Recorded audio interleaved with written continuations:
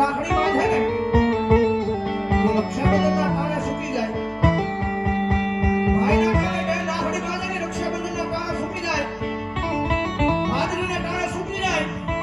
અને કદાચ જો મારા ભગવાભાઈ રાવણ દેવ તો ભુવાના કાળે રાખડી બાંધી હોય માતાના નામની, ભુવાના કાળે તો મારા ભગવાભાઈ રાખડી બાંધી હોય અને રાખડી બાંધી તો માતાજીના માંડવામાં આવ્યા હોય અને એની માતા કઈ